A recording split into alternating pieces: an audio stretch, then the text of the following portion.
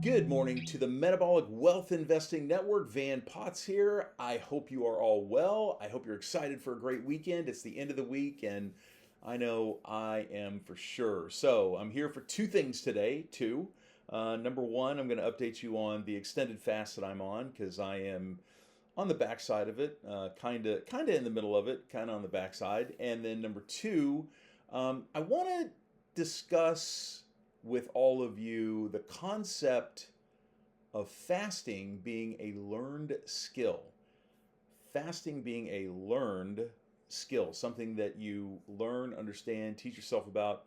That concept was exposed to me this week, and the more I've considered it and thought about it, the more I think it's a pretty interesting line of logic that I sort of agree with. Okay, so where am I right now? So I'm 38 hours in. I could have broken fast 2 hours ago and it would have been an official monk fast. That's 36 hours. But I feel amazing. That's going to tie in a little bit to the conversation we're going to have here in a minute or two. But I'm going to go till at least till dinner time tonight. If I feel really good, if I feel like I feel now at dinner time tonight, I'm going to go all the way till tomorrow. And we'll decide tomorrow morning exactly how far I go past that. That would be, tomorrow would be 60 hours. So, but we'll see. It depends. The last time I did an extended fast, at about the 42-hour mark, I wanted to break it, and so I broke it. So, anyway, onward and upward. Here's the numbers. On the GKI 3.2, as you can see there, ketones 1.6, and glucose 93. Now, I want to spend, I hope, less than 90 seconds talking about glucose at 93. I haven't eaten anything other than I took some electrolytes last night around 7:30 or 8 o'clock. I took some electrolytes, and that was 10 calories and 2 grams of carbohydrates. So this is not the purest fast that you can do, but I took those for two reasons. Number one, I wanted to try and avoid the nausea that I would normally probably face right now, and so I could keep going. And then number two, I do get I've noticed on the low carb thing, I do get leg cramps at night, and so I wanted to try to avoid those. So I took one scoop of electrolyte in a tall glass of sparkling water, which by the way was magnificent, and did the trick. So there you go. All right, so the 93 had nothing to do with that. The 93 is a sign that my body is still ridding itself of stored glucose and cortisol and the other things. So I am currently at 250 pounds. I have dropped some weight on this fast, and I need to go to about 220. That's where my target is. And so in the move from 280 down to 250. Obviously, there was a lot of things that were stored in my fat cells that went away there. And from 250 to 220, we're going to see the same thing. So my glucose doesn't get elevated, doesn't go up into the stratosphere, except for after a workout when gluconeogenesis is working overtime. But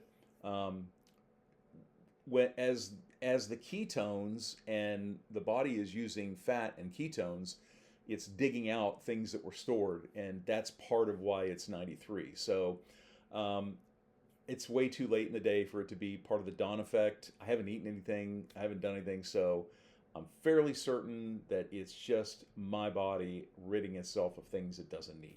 Okay, so I'll measure again tonight, either before I break fast at dinner or before I have some more electrolytes, because I will do that again tonight if I continue on till tomorrow. And I would expect the ketones to be significantly higher, actually. And then on the glucose, I don't know, because I will definitely go get another fasted workout in, and in a fasted workout, gluconeogenesis kicks in, and then also your ketones and your fat are being used, and that's digging stuff out of what's been stored. And so I don't know that the glucose will be too much lower than 93 today. So, all right. that's the progress report on this particular extended fast. Now, I want to talk a little bit about, is fasting a learned skill? I think it is. So it was Dr. Annette Bosworth, Dr. Boz, somebody who is really prolific and really, really good on YouTube. I highly recommend checking her out, checking her channel out. Um, Sometimes, and I think that's why you have me, is that sometimes her videos can be a little bit long, but there's always a lot of information, and she's got it all stocked with a lot of research, a lot of studies. So she is an MD, and her entire practice is all about living in a ketogenic lifestyle in ketosis. And so she goes through all that stuff. Well, I was listening to her this week, and she made the comment that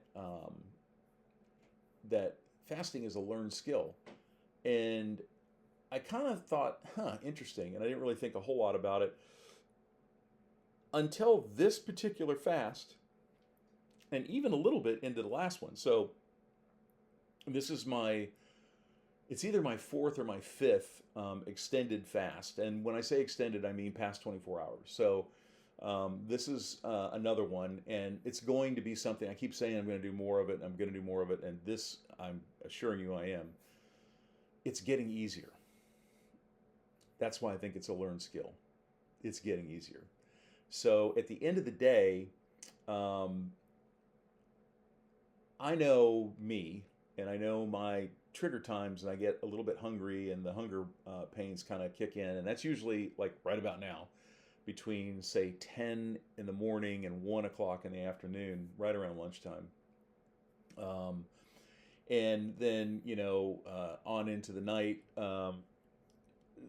That is more an addiction ritual than it is hunger pain. So that's why I'm thinking, if I get into this afternoon, this evening, and things are fine, I'm just gonna keep going, because that's a ritual that I want to try to get on the other side of, and that is for a whole bunch of different reasons. But anyway, I do think it's a learned skill, and the reason I think it's a learned skill is because it's getting easier.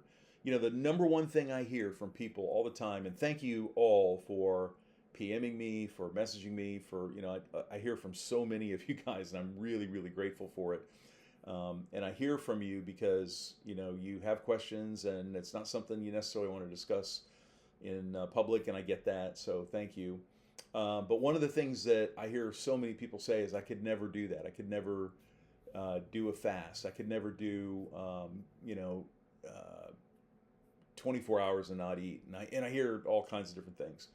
And I'm not going to say 100% of everybody can, because at the end of the day, this past weekend, I was made aware of someone I went to high school with, actually, that has a very rare disease and genetic condition. And that person definitely should not probably partake in extended fasts or a lot of different things.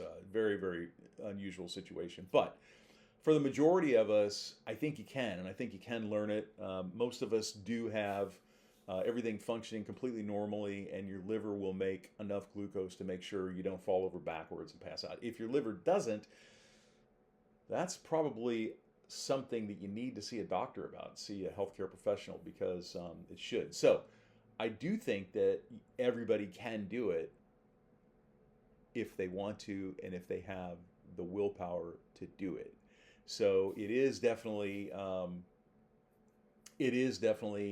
learned skill. It is definitely something that okay. I don't know if I should use the word definitely. My feeling is that it's most likely a learned skill. It's something that you get better at as you practice it. And I think she's completely correct about that. So we'll see. I've never gone past 48 hours myself.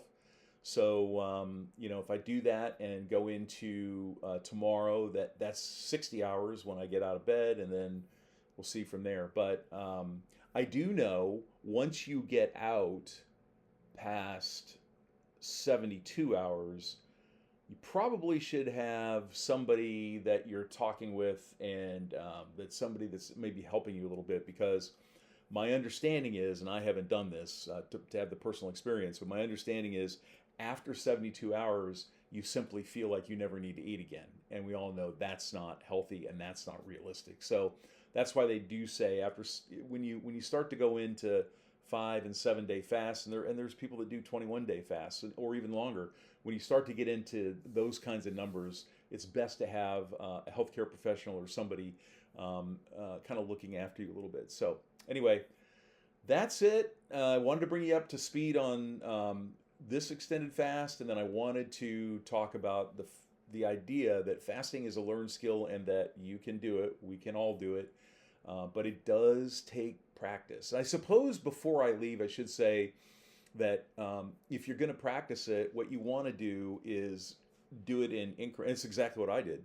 Is do it in increments. So you don't want to go cold turkey and try a monk fast 36 hours or cold turkey and try 3 days. That's a recipe for failure right there.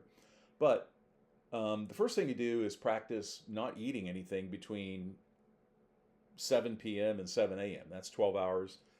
Eat nothing.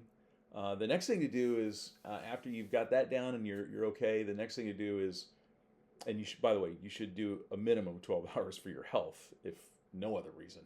And then the next thing you do is try to extend that. So you're done eating at 7 p.m.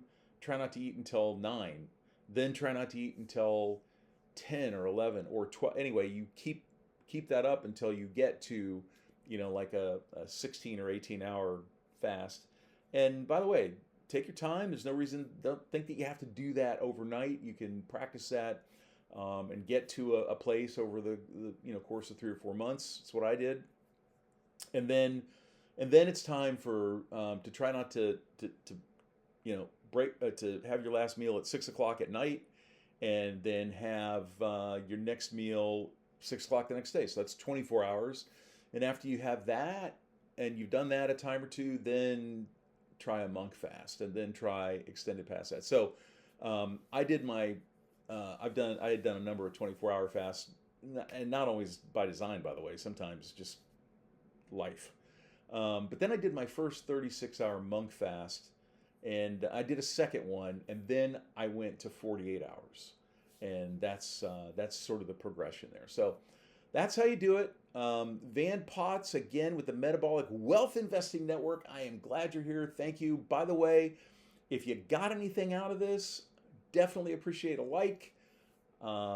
Stick around, subscribe, hang out with me, and then if there's anybody that could use this information that might be beneficial, feel free to share it.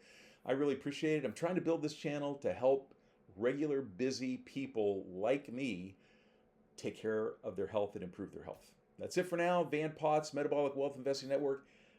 I'll see you the next time.